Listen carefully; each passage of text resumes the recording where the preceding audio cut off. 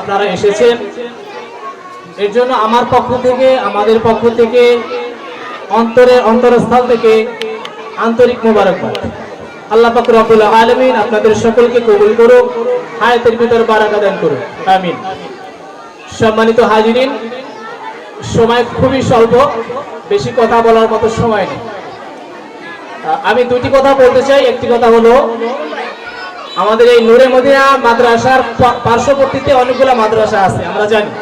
এর জন্য আমরা খুশি যে আল্লাহ তাআলা যেন আরো বেশি বেশি মাদ্রাসা কায়েম করার তৌফিক দান করুক, আমিন। আমার কথা হয়েছে যে আমাদের যে পার্শ্ববর্তীতে মাদ্রাসাগুলো আছে, একটা মাদ্রাসাও আমাদের প্রতিদ্বন্দ্বী না, একটা মাদ্রাসাও আমাদের শত্রু না, প্রতিদ্বন্দ্বী না। এদের সাথে আমাদের সাথে সম্পর্ক হচ্ছে প্রতিযোগী। সম্পর্ক কিসের? প্রতিযোগী। আমরা আমাদের অভিজ্ঞতা, আমাদের ট্যালেন্ট ইনশাআল্লাহ প্রতিযোগী দিয়ে আপনাদেরকে দেখাবো ইনশাআল্লাহ। আমি আপনাদের সামনে প্রতিজ্ঞা করতেছি, নূরে মদিনা মাদ্রাসাকে, এই হেফজখানাকে একদিন ইনশাআল্লাহ ভান্ডারিয়ার বুকে এমন একটা রোল মডেল হিসেবে তৈরি করবো। আপনারা ইনশাআল্লাহ আমার জন্য দোয়া করেন যেন আমি আমার ওই ন্যায় মোতাবেক আগাতে পারি ইনশাআল্লাহ। আরেকটা বিষয় কথা হচ্ছে যে আসলে আমার একার পক্ষে কোনো কিছু সম্ভব না। আপনারা যারা মাদ্রাসার দায়িত্বে আছেন, ছাত্র অভিভাবক আছেন, আপনাদের সকলের আমার সাথে একই প্রতিবদ্ধ থাকতে হবে, একই প্রতিজ্ঞা থাকতে হবে।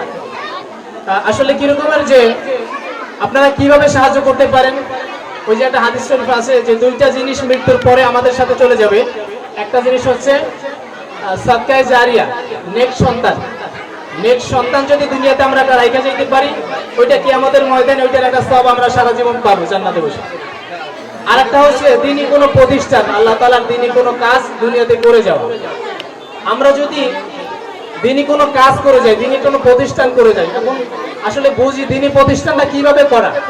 যেটা মাদ্রাসা করলাম বা মসজিদ করলাম না, আমাদের এই ওস্তাদজি মুহতারাম আমির হোসেন মুহতারাম একটি মাদ্রাসা করছে, তাকে আমরা সাহায্য করব বিভিন্ন ভাবে, পরামর্শ দিয়ে হোক, টাকা দিয়ে হোক, পয়সা দিয়ে হোক, আমার কোনো চিন্তা দ্বারা হোক, আমার কোনো ব্রেন দ্বারা হোক, আমার আইকিউ দ্বারা হোক, আমরা হেল্প করব, উপকার করব। এটাই আমার একটা মাদ্রাসার জন্য, উপকারের জন্য আমার একটা অবদান থাকলো।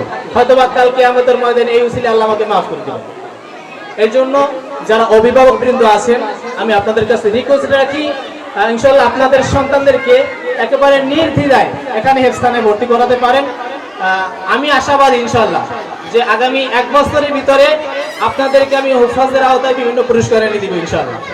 আপনারা আমার জন্য দোয়া করবেন।